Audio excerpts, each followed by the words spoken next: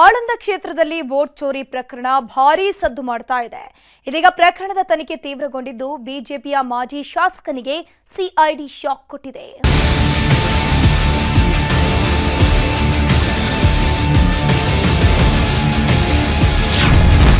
ಆಳಂದ ಕ್ಷೇತ್ರದಲ್ಲಿ ವೋಟ್ ಚೋರಿ ಪ್ರಕರಣ. ಬಿಜೆಪಿ ಪ್ರಮುಖರ ಮೇಲೆ ಸಿಐಡಿ ಟೀಮ್ ದಾಳಿ. ಕಳೆದ ತಿಂಗಳು 18 ಸೆಪ್ಟೆಂಬರ್ 2025ರಂದು ದೆಹಲಿಯಲ್ಲಿ ದೊಡ್ಡ ಸ್ಕ್ರೀನ್ ಹಾಕಿ ರಾಹುಲ್ ಗಾಂಧಿ ಸುದ್ದಿಗೋಷ್ಠಿ ನಡೆಸಿದ್ರು. ಕರ್ನಾಟಕದ ಆಳಂದ ವಿಧಾನಸಭೆ ಕ್ಷೇತ್ರದಲ್ಲಿ ಮತಗಳ್ಳತನಕ್ಕೆ ಯತ್ನ ನಡೆಸಿದ್ರು ಅಂತ ಒಂದಷ್ಟು ಸಾಕ್ಷ್ಯಗಳು, ದಾಖಲೆಗಳನ್ನು ರಿಲೀಸ್ ಮಾಡಿದ್ರು. ಇದಕ್ಕೂ ಮೊದಲೇ ಆಳಂದ ಶಾಸಕ ಬಿಆರ್ ಪಾಟೀಲ್ ಚುನಾವಣಾ ಆಯೋಗಕ್ಕೆ ದೂರು ನೀಡಿದ್ರು.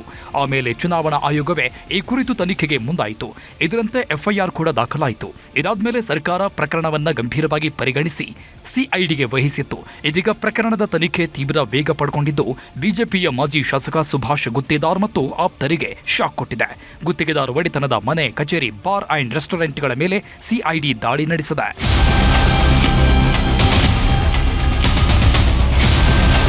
ಸುಭಾಷ್ ಗುತ್ತೇದಾರ್ ವಾಸವಿದ್ದ ಕಲಬುರಗಿ ಜಿಲ್ಲೆಯ ಗುಬ್ಬಿ ಕಾಲೋನಿಯಲ್ಲಿರುವ ಮನೆ ಮೇಲೆ ಎಸ್ಐಟಿ ಎಸ್ಪಿ ಶುಭಾನ್ವಿತಾ ಅವರ ಟೀಮ್ ದಾಳಿ ಮಾಡಿ ಗಂಟೆಗಟ್ಟಲೆ ದಾಖಲೆಗಳನ್ನು ಹುಡುಕಾಡಿದೆ. ಇನ್ನು ಗುತ್ತೇದಾರ್ ಅವರ ಚಾರ್ಟರ್ಡ್ ಅಕೌಂಟೆಂಟ್ ಮಲ್ಲಿಕಾರ್ಜುನ ಮಹಂತಗುಳ ಮನೆ ಮೇಲೂ ದಾಳಿ ಮಾಡಿ ವೋಟ್ ಚೋರಿ ವಿಚಾರಕ್ಕೆ ಸಂಬಂಧಿಸಿದಂತೆ ದಾಖಲೆಗಳ ಪರಿಶೀಲನೆ ಮಾಡಿದೆ. ಸುಭಾಷ್ ಗುತ್ತೇದಾರ್ ಕುಟುಂಬದ ಒಡೆತನದಲ್ಲಿರುವ ಕಲಬುರಗಿ ನಗರದ ಅನ್ನಪೂರ್ಣ ಕ್ರಾಸ್ನಲ್ಲಿರೋ ಬಾರ್ ಅಂಡ್ ರೆಸ್ಟೋರೆಂಟ್ನಲ್ಲೂ ಸಿಐಡಿ ಎಸ್ಐಟಿ ಹುಡುಕಾಟ ನಡೆಸಿದೆ. 3 ದಿನದ ಹಿಂದೆಯೇ ಎಸ್ಐಟಿ ಟೀಮ್ ಆಳಂದದಲ್ಲಿ ಬೇರೂರಿತ್ತು. ಕಲಬುರಗಿಯ ಜುಬೇರ್ ಕಾಲೋನಿಯಲ್ಲಿದ್ದ ಆರೋಪಿ ಅಕ್ರಮ್ ಅನ್ನೋ ವ್ಯಕ್ತಿಯನ್ನ ವಶಕ್ಕೆ ಪಡೆದು ಸದ್ದಿಲ್ಲದೆ ಹುಡುಕಾಟ ನಡೆಸಿತ್ತು. ಆರೋಪಿ ಅಕ್ರಮ್ ಪಾಷಾ ಮನೆಯಲ್ಲಿ ಸಿಕ್ಕಿದ ಸಾಕ್ಷ್ಯಗಳು, ಆತನ ಹೇಳಿಕೆ ಆಧರಿಸಿ ಇವತ್ತು ಸಿಐಡಿ ಎಸ್ಐಟಿ ಟೀಮ್ ಬಿಜೆಪಿ ಮಾಜಿ ಶಾಸಕ ಗುತ್ತೇದಾರ್ಗೆ ಶಾಕ್ ಕೊಟ್ಟಿದೆ.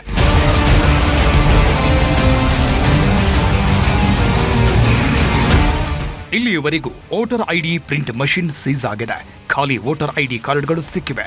ರೋಲರ್ಗಳು, 15ಕ್ಕೂ ಹೆಚ್ಚು ಮೊಬೈಲ್ ಫೋನ್, 7 ಲ್ಯಾಪ್ಟಾಪ್ಗಳನ್ನು ತನಿಖಾ ತಂಡ ಸೀಸ್ ಮಾಡಿದೆ. ಬಿಜೆಪಿಯ ಸುಭಾಷ್ ಗುತ್ತೇದಾರ್ ಟಾರ್ಗೆಟ್ ಯಾಕೆ?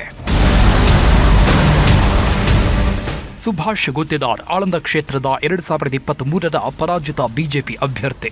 ಆಳಂದದಲ್ಲಿ ಮತಪಟ್ಟಿಯಿಂದ ಮತದಾರರ ಹೆಸರನ್ನ ಡಿಲೀಟ್ ಮಾಡಿಸಿದ ಆರೋಪ ಇವರ ಮೇಲಿದೆ.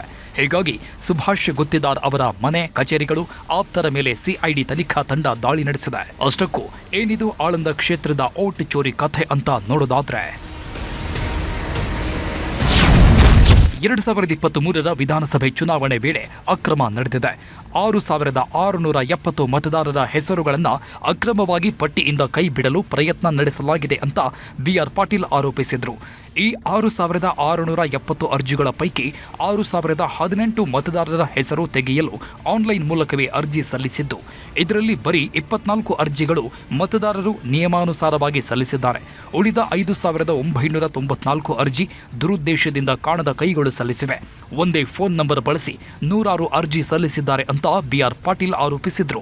ಇದೆಲ್ಲದರ ಮಧ್ಯೆ ಆಳಂದ ಠಾಣೆಯಲ್ಲಿ ಐಪಿಸಿ ಸೆಕ್ಷನ್ 182, 419, 464, 465 ಅಡಿ ಎಫ್ಐಆರ್ ಕೂಡ ಆಗಿತ್ತು.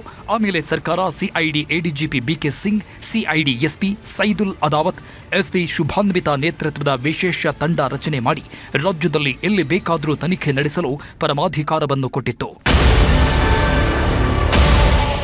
ರಾಹುಲ್ ಗಾಂಧಿ ಸುದ್ದಿಗೋಷ್ಠಿ ನಡೆಸಿದ ಮೇಲೆ ತನಿಖೆಗೆ ಇನ್ನಷ್ಟು ವೇಗ ಸಿಕ್ಕಿದೆ. ಹತ್ರ 25 ದಿನಗಳಿಂದ ಸಿಐಡಿ ತನಿಖಾ ತಂಡ ದಾಖಲೆಗಳನ್ನು ಗೌಪ್ಯವಾಗಿ ಸಂಗ್ರಹ ಮಾಡುತ್ತಿತ್ತು.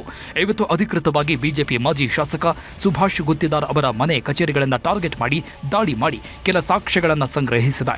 ಒಟ್ಟಾರೆ ಆಳಂದ ಮತಗಳ್ಳತನ ಪ್ರಕರಣವನ್ನು ಗಂಭೀರವಾಗಿ ಪರಿಗಣಿಸಿರುವ ರಾಜ್ಯ ಸರ್ಕಾರ ತಾರ್ಕಿಕ ಅಂತ್ಯಕ್ಕೆ ಕೊಂಡೊಯ್ಯಲು ತೀರ್ಮಾನಿಸಿದ್ದು, ಯಾರ್ಯಾರ ಹಣೆ ಬರಹ ಹೇಗೆ ಬದಲಾಗುತ್ತೋ ಕಾದು ನೋಡಬೇಕು.